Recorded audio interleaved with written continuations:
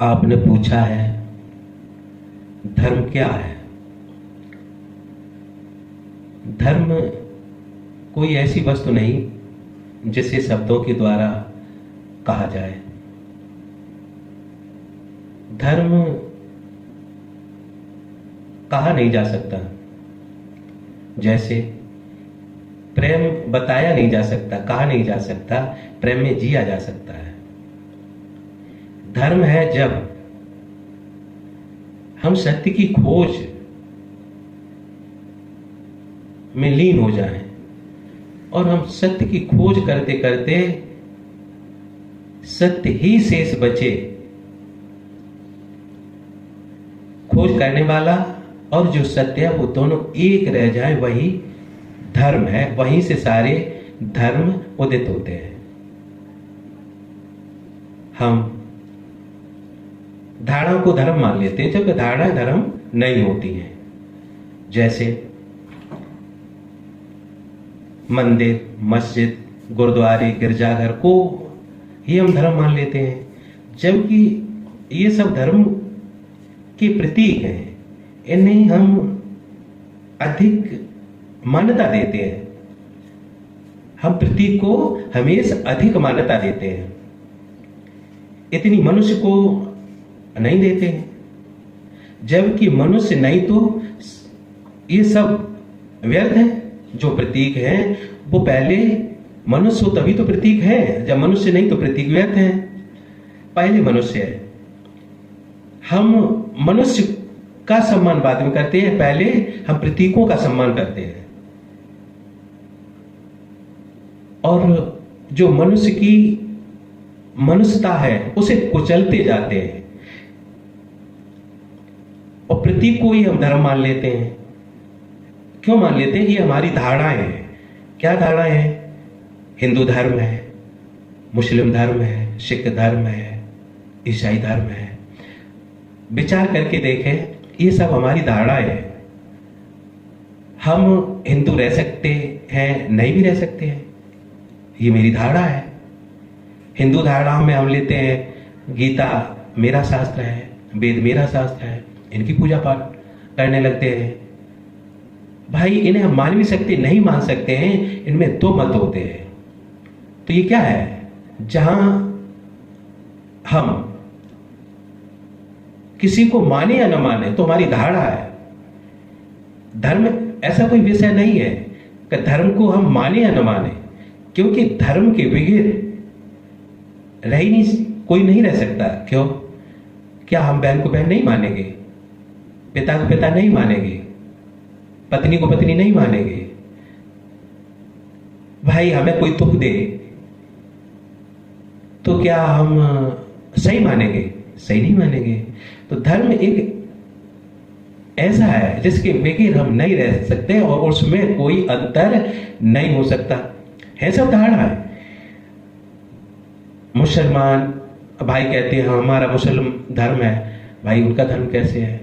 भाई धर्म हो तो वो मंदिर को नहीं देखना चाहते हैं, और हिंदू धर्म हो तो वो मस्जिद को नहीं देखना चाहते हैं। ये तो सब धर्म नहीं। धर्म में ईर्ष्या द्वेष तो नहीं होते हैं। धर्म में किसी से ईर्ष्या, किसी से द्वेष है तो उसे हम धर्म कैसे कहेंगे? उसे हम धर्म कह ही नहीं सकते। हम देखते हैं संसार में, विचार करें, एक देश का झंडा होता है, एक देश का झंडा होता है। यदि उस झंडे पर कोई थूक दे, उस झंडे पर कोई थूक दे तो काट मार हो जाएगी।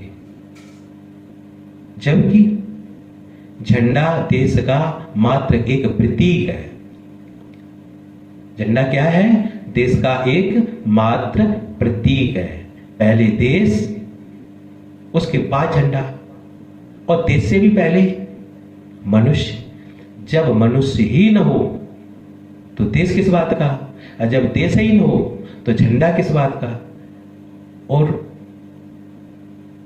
जो देश मनुष्य के लिए मिला, जो देश मनुष्य के लिए है, मनुष्य के लिए ही बना, उस देश में मनुष्यता को कैसे कुचलते चले जाते हैं। इसे हम धर्म कहते हैं। हमारा राष्ट्र हिंदू धर्म हो, भाई हिंदू धर्म हो, हिंदू धर्म में ही हम देखें हिंदू है, एक जगह बैठ नहीं सकते, एक जगह खा नहीं सकते। जब हिंदू ही हैं तो फिर ऊंच नीच भेदभाव कैसे? इसका मतलब हिंदू कोई धर्म नहीं है, ये एक हमारी मान्यता है, ये एक हमारी धारणा है।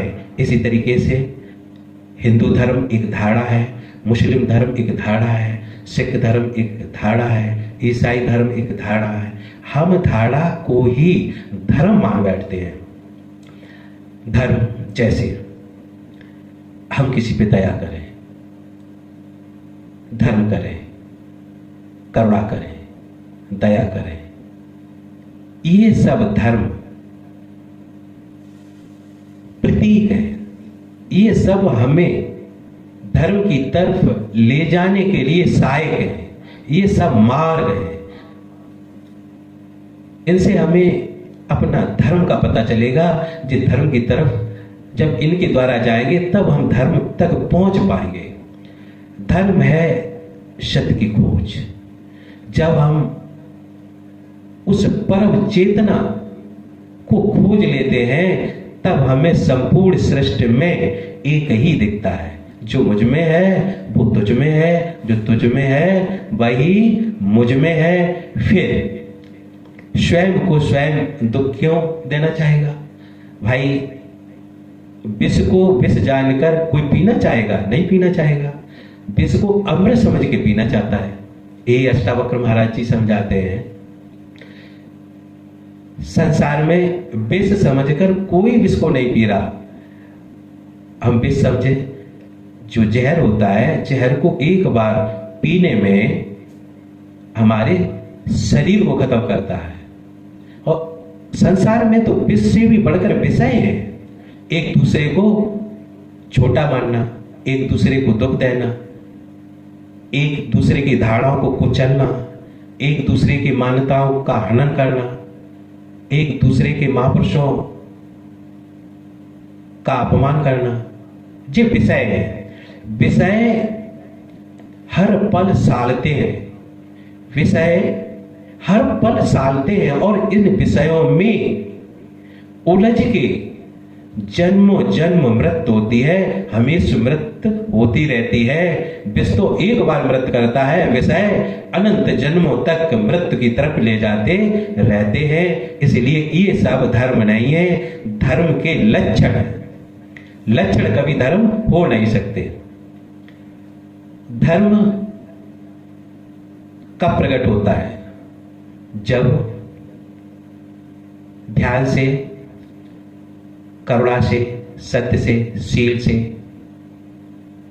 हम अपनी चेतना को स्वच्छ साफ बनाते हैं। जिसकी चेतना साफ हो जाती है, निर्मल हो जाती है, फिर उस चेतना से जो निकलता है वो सब धर्म ही होता है। क्योंकि उस चेतना से अधर्म कभी निकल सकता ही नहीं है, क्योंकि उसमें मैं तेरे का भाव ही खत्म हो गया। वो तो स्वयं रहा ही नहीं। क्यों? उस चेतना का ज्ञान ही तब होता है जब मैं मिट जाता है। जब मैं था तब हर नहीं, अब हर है मैं नाय। जब जिसका अहंकार नष्ट हो गया उससे अब क्या निकलेगा? धर्म ही निकलेगा। क्यों? मूल में बचा क्या? धर्म ही तो बचा। और धर्म से क्या निकलेगा? धर्म ही निकलेगा, और कुछ निकलने के लिए अंदर है ही नहीं। जैसे भगवान बुद्ध के अंदर से क्या निकलता था? किसी के लिए कभी गलत निकला? दुख देने के लिए उन्होंने सोचा। भगवान बुद्ध से चाहे जिसने जो भी कहा हो, तो उन्होंने क्या कहा? इसके पास जो था वो दिया, अब इसके पास जो देने लायक है वही तो देगा। भगवान बुद्ध करुणामयी थे। भगवान बुद्ध का धर्म करुणामयी है। करुणा का अर्थ होता है किसी के दुख को देखकर दुखी हो जाना, दूसरे को दुख को अपना दुख मान लेना।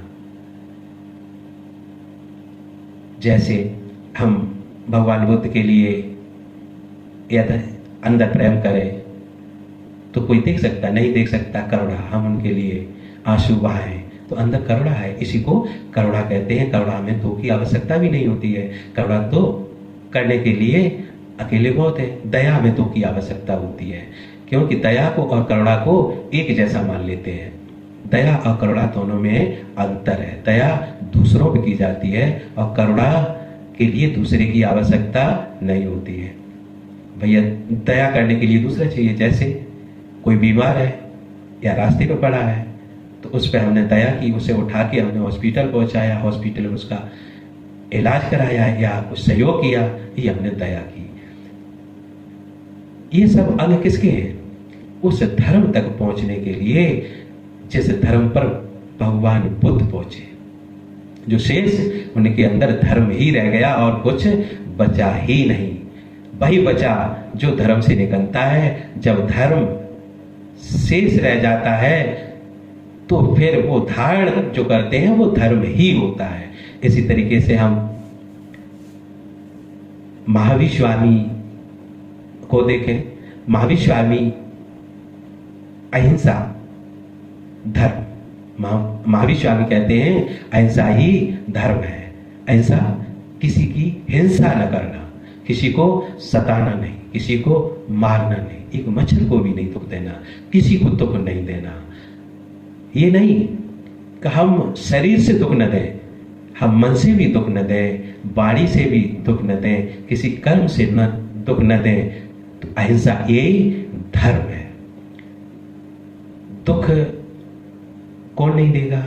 जो चेतना पवित्र हो चुकी है, जिसने अपने को जाना है, जो अपने में बैठ गया, अब कोई नहीं बचा, अहंकार शेष बचा ही नहीं, मैं तेरा कुछ नहीं बचा, सिर्फ वही बचा जो धर्म है, जो चेतना है।